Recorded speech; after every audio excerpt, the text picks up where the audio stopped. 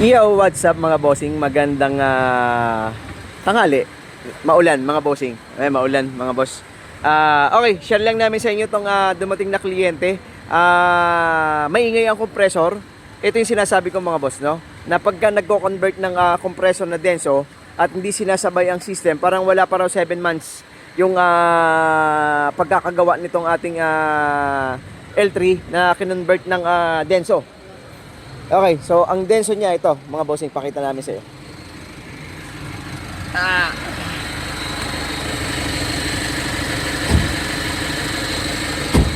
Okay, conversion niya ng denso, pero stock ang condenser.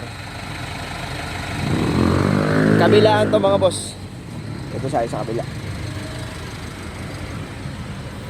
Kaya yung sinasabi ko na pagka nag-convert ng denso, mas magandang isabay ang condenser dahil hindi nga siya nakaprogram sa lakas ng compressor na denso. Ayan mga boss. So sa madalit sabi, itong ating L300 mga boss ay ang kinonvert lang dito ay compressor. Hindi ko alam kung nag-flashing pa ano. So anong nangyari, umingay kagad yung compressor.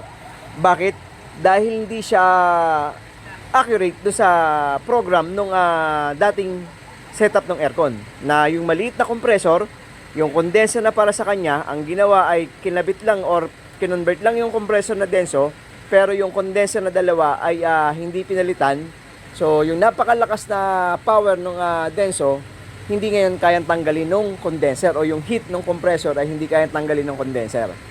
Okay, so anong nangyari, malamang dito ay pwedeng nahirapang magpump ang compressor, plus sobrang init, yun lang yung sa loob, pwedeng matuyo, kaya iingay yung compressor.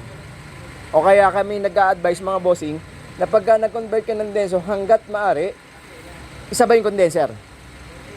Ang hirap magsalita ng aking singaw. Pasensya na kayo kung medyo parang bulol ako magsalita mga bossing, pero ayun yung sinasabi ko. Advice ko lang naman. Hindi ko alam sa iba. Hindi kasi ako nag-convert ng denso mga bossing na compressor lang.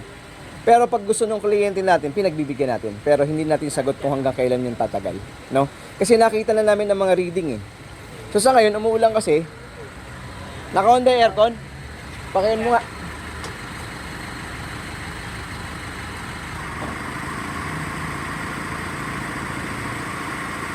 Kulang pa nga ng freon eh. Ngayon kasi umuulan kaya mababa yung reading eh. No? Pero ang problema niya, pag tanghaling tapat, doon yan makukuha ng reading kung tama ba yung reading. So ngayon sayang yung pag-convert ng denso dahil hindi ito magal ng taon. So isipin nyo, para mga 7 months lang. Hindi ko alam kung eksakto yun, pero yung sinabi ng driver na nandito sa atin, no?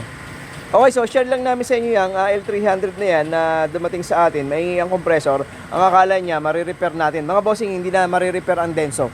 Pag ang denso ang may tama yung thrust bearing, bore, piston, negative yan. Hindi ka mukha ng QS90 na pag nasira yung guide bearing, sumingaw ang refrigerant, mapapalitan natin yung bearing, mapapalitan natin yung oil seal, yung o-ring. Pero itong si denso, pagka maugong yan, yung pinakang bore at saka piston, yung thrust bearing na nandun, yung manipis na parang 5 piso na bearing na bilog, wala kang magagawa pagka may tama yun at saka yung bore, saka yung piston mga bossing, no?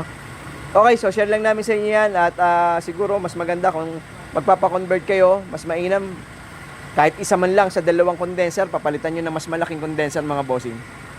Okay, ayun lang mga boss, maraming salamat sa inyo. Ingat lagi, God bless sa ating lahat. Thank you. Thanks for watching. Please like and subscribe.